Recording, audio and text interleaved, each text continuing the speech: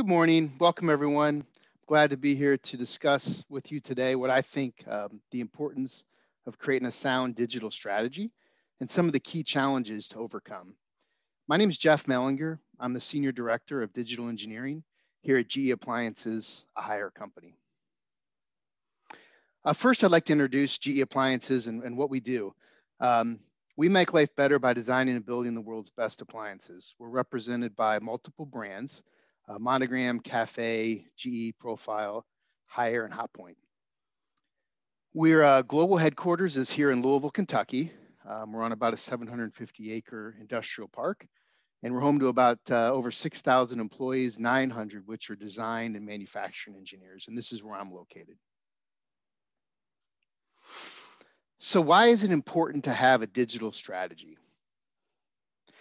I like to think about that question. This quote comes to mind. Change has never happened this fast before, and it will never be this slow again, by Graham Wood. Which, if you think about this, we're in unprecedented times with the explosion of technology and how rapidly business is changing.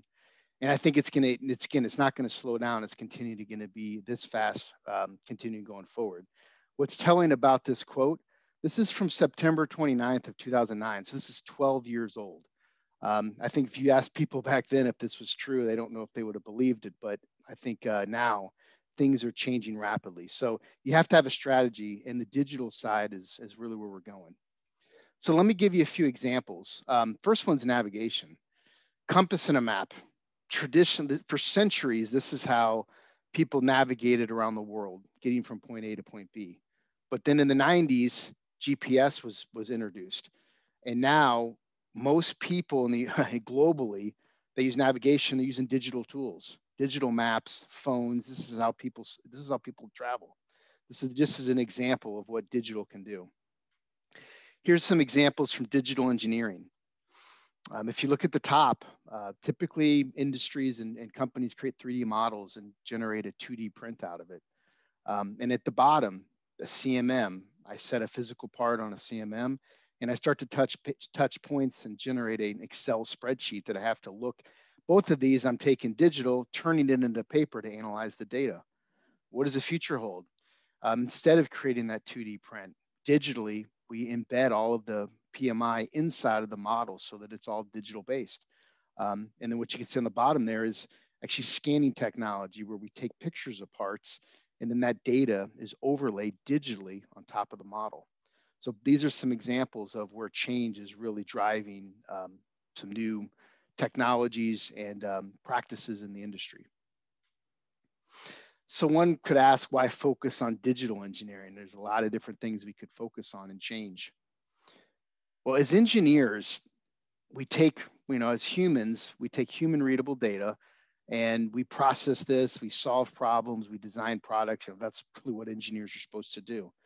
So why should we focus on digital engineering digital? Well, the bringing on machine readable data with the advent of and the explosion of artificial intelligence, augmented reality, industrial IoT, everything is going to become connected.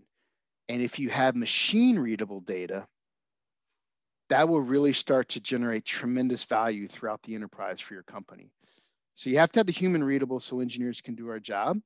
But when it becomes machine readable, then you can start taking advantage of the entire enterprise. So what is a key challenge to overcome? I think most people would think it's new technology, that is the key challenge. But from my perspective, after doing this job for a couple of years and really working on some new cutting edge technologies, that's not the problem. The biggest challenge to overcome is the culture and what is the defined value of the change. And I like to think about this quote. Change is hard because people overestimate the value of what they have and underestimate the value of what they may gain by giving that up. So if you think about that, change and changing culture is extremely difficult to do. And I think that's the biggest challenge for a digital strategy.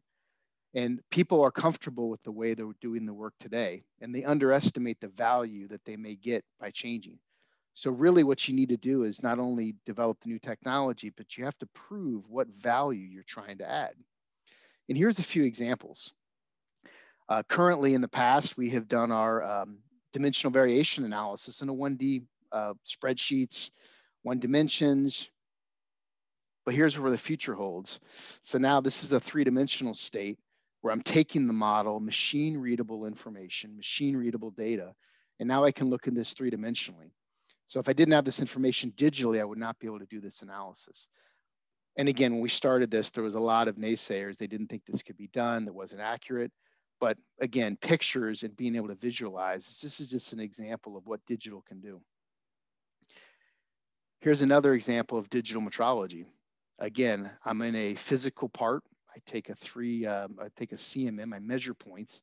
I get an Excel spreadsheet of a bunch of data, which is what people are very comfortable doing. Well, we moved to three-dimensional scanning, taking pictures where we can overlay that data directly to the model. And again, a lot of people in the beginning they question accuracy, repeatability. They didn't want the change. They underestimated that value. But once we demonstrated the value to them, very few people want to go back. They want to stay with this future metrology methods. So kind of in some closing thoughts, why change? I think this is a basic question that most people should ask themselves. And I'll come with another quote. In life, change is inevitable. In business, change is vital.